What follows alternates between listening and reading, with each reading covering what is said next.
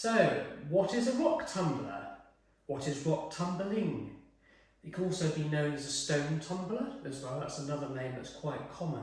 But they are all essentially the same thing. It's a machine that mimics the movement of the sea, taking rough rock, hard pieces of rock, and turning them into lovely, shiny and polished stone. The actual area that this is called is known as lapidary. It covers a wide range of not just shaping stones using these tools, but also cutting rock, polishing by hand, as well as making jewellery as well. So that's lapidary, that covers all of this area. But today we're going to be having a look at rock tumbling, which one might be suitable for you, and how the process works. So here today I've got 4 examples of some machines. They're by 2 manufacturers, Evans and Beach. They do actually do larger machines too if you need them. It goes up to £6 machine, and there's a £5 that's done by Beach. They are perhaps for the more kind of intermediate stroke professional level, where maybe you're doing it as a more kind of professional means of making your own jewellery and actually selling the items. But pretty much if you're starting out, if you're home or you're beginning into this hobby, then a £2 or £3 model would certainly be recommended. Having a look first of all at the difference between Beach and Evans. Beach and Evans are both British manufacturers. They have been producing these machines for many, many years. So they are both very good, high quality machines that will last. The key difference is the power of the motor. So the Beach machines tend to be more cost effective and the Evans tend to be more expensive. The Evans do have a larger capacity motor, which is more suitable for when you're using the rubber barrels. And we will go into that in a bit more detail as to why you want rubber barrels and why you want plastic barrels. But basically, that is the main difference. So if you're looking for a low-cost machine that's going to be using plastic barrels, then we would always recommend Beach. If, however, you are looking into having rubber to start with, or perhaps upgrading in the future, we would recommend the Evans machine. There are £2 and £3 machines. It doesn't necessarily mean that the machine will actually take £2 in rock or £2 in grits. The actual terminology came from a lot of years ago when they tried to work out the average weight. They're always sold as £2 or £3 machines, but in all honesty that weight will vary depending on what you've got in there, what type of rock, the hardness and the amount that you're actually going to tumble. But basically all you need to know is that the £3 is obviously going to be bigger, so you're going to be able to tumble larger items and more items as well. The other benefit too of having the £3 model is that you can actually run 2 barrels simultaneously. Now you might wonder, why would I want to run 2 barrels simultaneously? And there is actually a very good reason for this. When you start tumbling, you'll notice that some of the stones will need a bit more work. They won't be completely pit free, there may be some more sharp edges, and some of the stones might tumble really quickly. This is especially true if you're actually going to be using different types of rocks in one load. Different types of rocks have different hardness levels. So some will actually be much more quicker in the process and some of them will actually take a bit longer. So for this reason, what you can actually do with 2 barrels is you can take out the stones that need a bit more work, add them to the second barrel and then run 2 stages simultaneously. The other benefit of having 2 barrels is that once you get to the 3rd stage, which is the polishing stage, this is one of the most important, and in order for this to work efficiently and you don't have any scratches on the stones, you need to thoroughly wash the barrels out. Any tiny amount of residue left over from stage 1 and 2 could actually ruin the polishing stage. So it's a good idea to keep a separate barrel for polishing. And although you could be switching your barrels round, having a dual barrel machine does make that process much easier to do. So let's have a look at the design also of the machines. The other difference between Evans and Beech is the belt mechanism. So on the Beech machine there's a very smooth belt, and this then runs the wheel that then controls the motor and turns the rollers. On the Evans the belt is ribbed. Now we find that the Evans machine's belts do last significantly longer than the Beech ones. The Beech ones will need replacing from time to time. They are cheaper to buy, but they will actually need replacing. There's some things you need to bear in mind. The other thing to bear in mind is the angle at which the machine is run. So with Evans machines, they tend to be almost like a 45-degree from the lower roller to the upper, which just gives the barrel a bit more traction, especially if you're running heavier loads. With the Beech machines, the two rollers are flat, so eventually once the barrel becomes used quite a lot, you'll find that the machine will naturally smooth the end caps, and sometimes you may need to slightly sand the end caps or even add rubber bands around the edges, which will really give that kind of traction, especially if you're running heavier loads. The Evans machine doesn't need so much of that. Because of the angle, it tends to work more better. But like I say, both machines are excellent, and at the end of the day, it does kind of depend on your budget and how far you want to take this hobby. So the next most important question is the type of barrels that you are planning to use. There are two types of barrels for stone tumbling. The first is plastic barrels, and the second is rubber barrels. The plastic barrels are much more cheaper, so you can buy extra barrels if you want at a reasonable price. The machine, when you buy it, is cheaper to begin with. The rubber barrels are much more expensive. Now, the added bonus of going with a rubber barrel is that it will be much more longer lasting.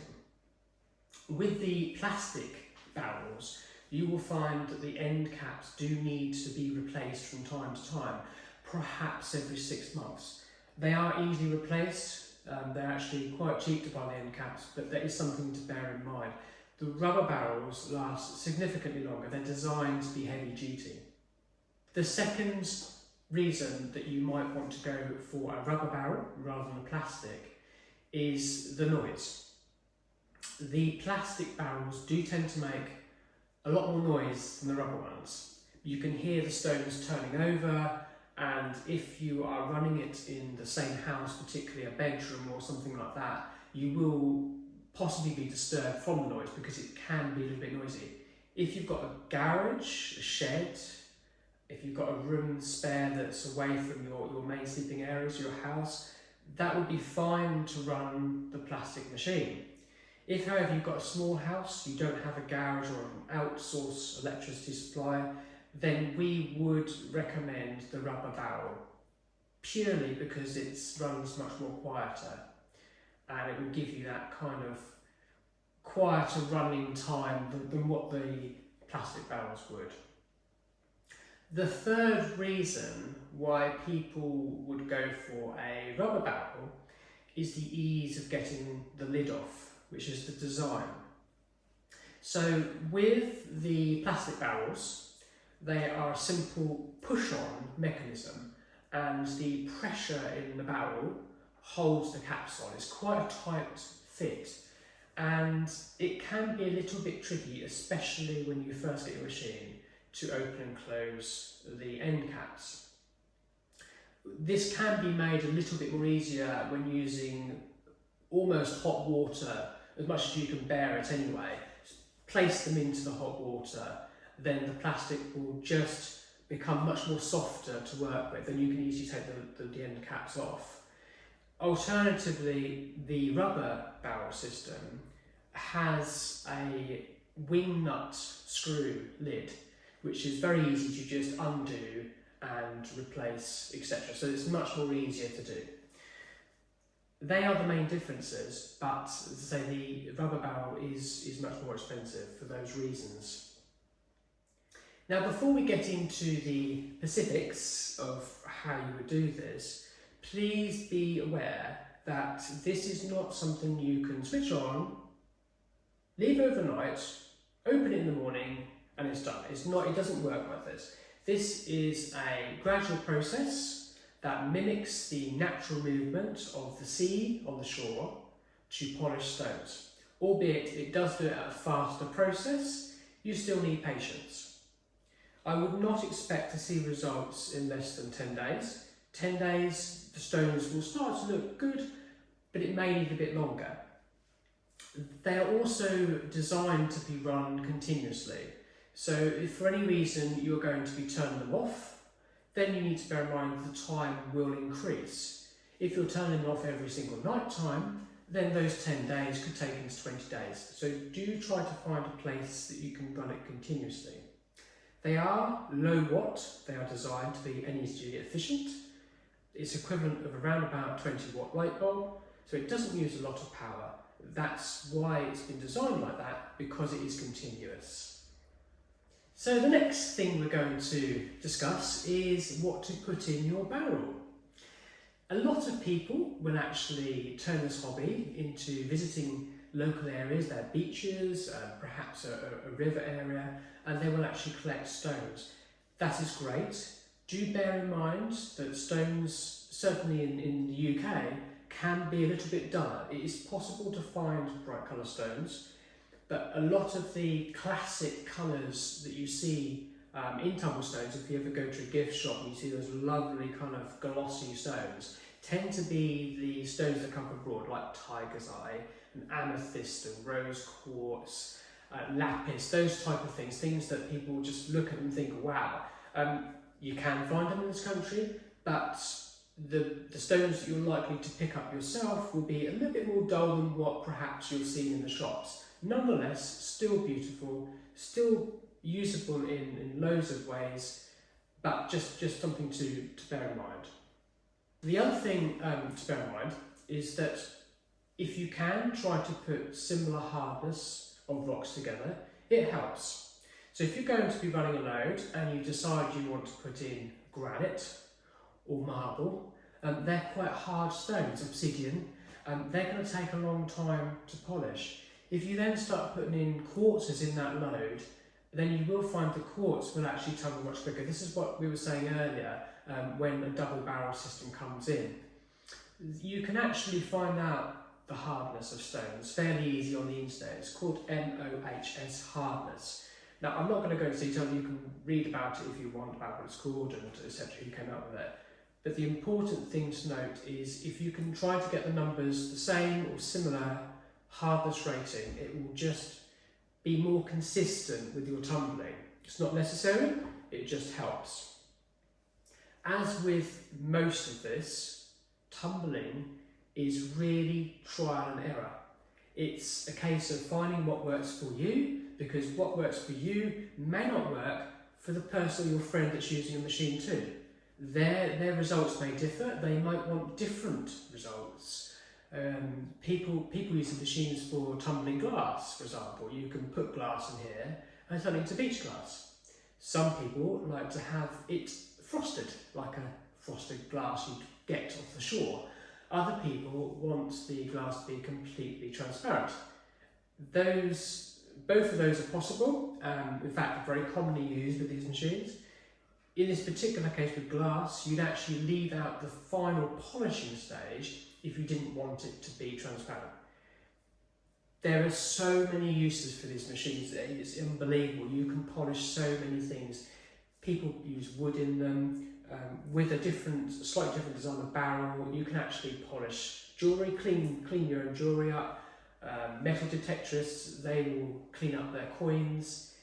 Even factories have been known to use them for smoothing the end of machine cut metal. So there is a huge range of possibilities besides just tumbling stones.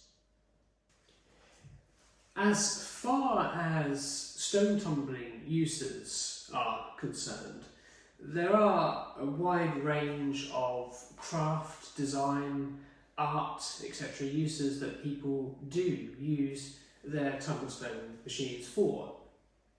Some examples I'd like to give you are classic tumblestones, which people sell actually, and they sell them as healing crystals, etc. Also, you can turn these tumblestones into runes, as well as making jewellery, such as earrings, pendants, and even add to key rings. Once you get used to making different various jewellery and artwork from them, you can even make your own gem trees by using smaller stones and wire as well as a wooden base. You can actually craft some wonderful items. Tumblestones also make ideal party bags for children, because children do love these stones. And people even turn them into mosaics or pictures. There are so many ideas that I'm sure you can come up with some ideas of your own.